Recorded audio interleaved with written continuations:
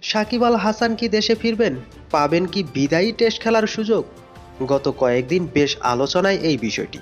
এখনো সরকারের পক্ষ থেকে তাকে নিরাপত্তা দেওয়ার বিষয়টি নিয়ে আনুষ্ঠানিকভাবে বলা হয়নি।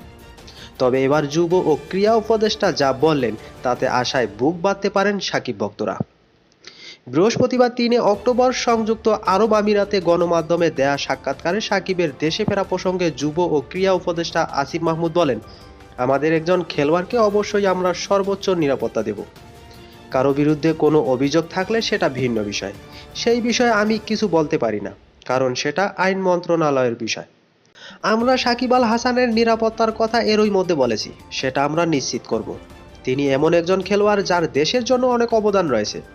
তিনি যেহেতু বাংলাদেশে নিজের শেষ টেস্ট খেলতে চান, আমি ব্যক্তিগতভাবে চাই সেই সুযোগ তিনি পান। এর আগে কানপুর টেস্ট চলাকালীন গণমাধ্যমে সাকিব জানান, দেশে মামলা থাকলেও সিরিজটি খেলতে বেশ আগ্রহী হয়ে আছেন। তার আশা, দেশে এলে তাকে কোনোভাবে হেনস্থার শিকার হতে হবে না। অন্যদিকে নির্বাচক কমিটিও তাকে দলে রাখা বা না রাখার সিদ্ধান্তটি শুধু ক্রিকেটীয় দৃষ্টিকোণ থেকেই নেবে, অন্য কোনো বিষয় তারা বিবেচনায় নেবে না। আদৌ কি সাকিব দেশের মাটিতে শেষ টেস্টটি খেলতে পারবে, সেটা অবশ্য দেখার অপেক্ষা। তো বাংলার এই টাইগার অলরাউন্ডার সম্পর্কে আপনাদের যদি কোনো মন্তব্য থাকে তাহলে অবশ্যই কমেন্টে জানাবেন, আর ভিডিওটি ভালো লাগলে লাইক এবং কমেন্ট করতে ভুলবেন না। সবাই ভালো থাকবেন, সুস্থ থাকবেন, আল্লাহ হাফেজ।